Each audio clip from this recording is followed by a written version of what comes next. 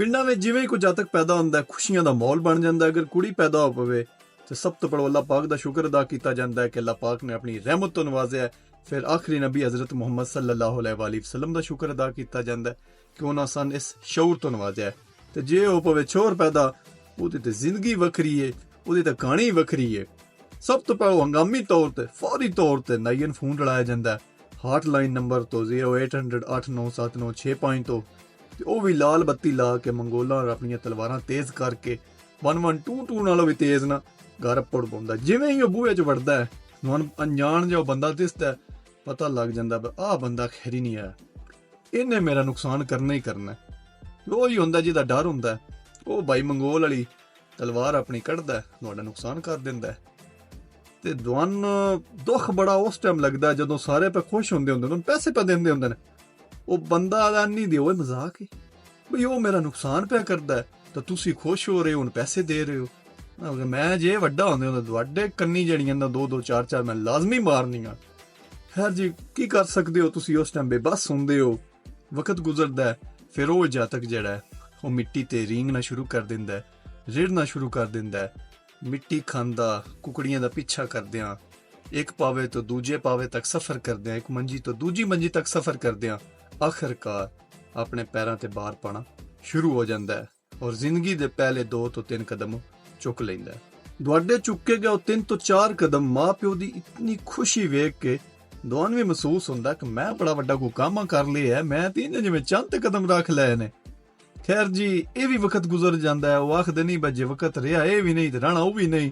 ਤੇ ਫਿਰ ਦੁਆਨ ਇੱਕ ਕੁਰਬਾਨੀ ਤੋਂ ਬਾਅਦ ਦੂਜੀ ਕੁਰਬਾਨੀ ਵਾਸਤੇ ਵੀ ਤਿਆਰ ਕੀਤਾ ਜਾਂਦਾ ਹੈ। ਤੁਹਾਡੀ ਮਾਂ ਜਿਹੜੀ ਏ ਉਹ ਨੀਲੇ ਕੱਪੜਿਆਂ ਦਾ ਇੱਕ ਸੂਟ ਬਣਾਉਂਦੀ ਏ ਔਰ ਉਸੇ ਥਾਂ ਦਾ ਇੱਕ ਬਸਤਾ ਵੀ ਬਣਾ ਦਿੰਦੀ ਏ ਔਰ ਆਖਿਰਕਾਰ ਉਹ ਵਕਤ ਆ ਜਾਂਦਾ ਕੁਰਬਾਨੀ ਦਾ ਔਰ ਉਸ ਕੁਰਬਾਨੀ ਵਾਸਤੇ ਦੁਆਨ ਲੈ ਕੇ ਜਾਂਦਾ ਤੁਹਾਡਾ ਵਾਲਦ, ਮੋਢਿਆਂ ਤੇ ਚਾ ਕੇ ਜਾਂ ਆਪਣੇ ਬਾਜ਼ੂਆਂ ਤੇ ਚਾ ਕੇ, ਜਾਂ ਤੁਹਾਡਾ ਦਾਦਾ ਲੈ ਜਾਂਦਾ, ਸਕੂਲੇ ਲੈ ਜਾਂਦੇ ਨੇ। ਉੱਥੇ ਜਾ ਕੇ ਉਸਤਾਦਾਂ ਆਂਦੇ ਨੇ ਕਿ ਸਾਡਾ ਪੁੱਤਰ ਇਹਨਾਂ ਇੱਥੇ ਪੜਾਣਾ ਛੜਾਣਾ ਹੈ, ਤੇ ਦੁਆਨ ਬੜੀ ਤਸੱਲੀ ਦਿੰਦੇ ਨੇ, ਝੂਠੀ ਜੀ ਤਸੱਲੀ ਦਿੰਦੇ ਨੇ। ਉਹ ਤਸੱਲੀ ਬਾਜਨ ਇੱਥੇ ਗਲਾਸਕੋ GCU ਵਿੱਚ ਵੀ ਆ ਕੇ LLM ਵੀ ਕਰ ਰਹੇ, ਅਜੇ ਤੱਕ ਉਹ ਵਾਦਾ ਪੂਰਾ ਨਹੀਂ ਹੋਇਆ ਜਿਹੜਾ ਉਸਤਾਦਾਂ ਉਸ ਟਾਈਮ ਕੀਤਾ। ਬਸ ਤੂੰ ਇੱਥੇ ਬੜਾ ਇੰਜੋਏ ਕਰਸੇ, ਫਨ ਉਸੀ ਜ਼ਿੰਦਗੀ ਦਾ ਤੈਨੂੰ ਸਵਾਦ ਉਸੀ ਦਾ, ਪਤਾ ਨਹੀਂ ਕਿਹੜਾ ਸਵਾਦ ਉਸੀ ਦਾ, ਅਜੇ ਤੱਕ ਤੇ ਨਹੀਂ ਉਹ ਪੂਰਾ ਹੋ ਰਿਹਾ।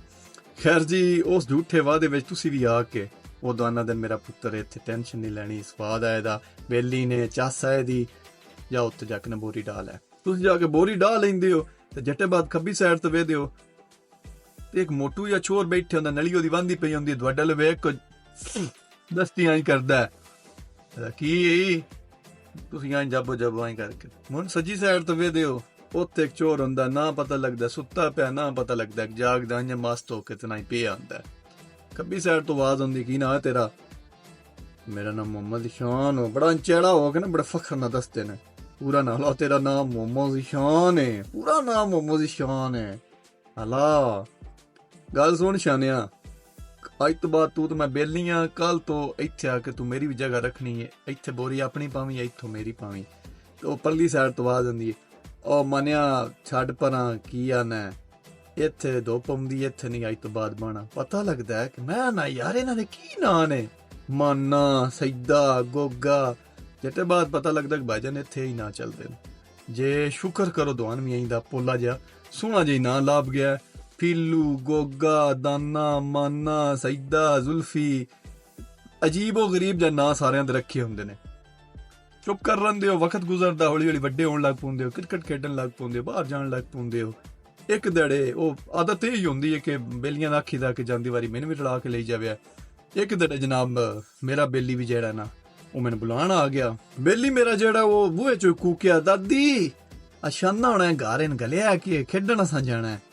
ਦਾਦੀ ਮੇਰੀ ਸੁਣ ਕੇ ਆਦੀ, ਮੇਰਾ ਪੁੱਤਰ ਉਰਾ ਮੈਨੂੰ ਨੇੜੇ ਆਉਣਾ, ਨਿੱਕੇ ਹੁੰਦਿਆਂ ਵੱਡੇ ਬੁਲਾਉਣ ਬੜੇ ਫਖਰ ਨਾਲ ਜਾਵੀਦਾ। ਤੇ ਬੜਾ ਚਿਹਰਾ ਹੋ ਕੇ ਨਾ ਹੀ ਨੇੜੇ ਆਇਆ, ਜੀ ਦਾਦੀ।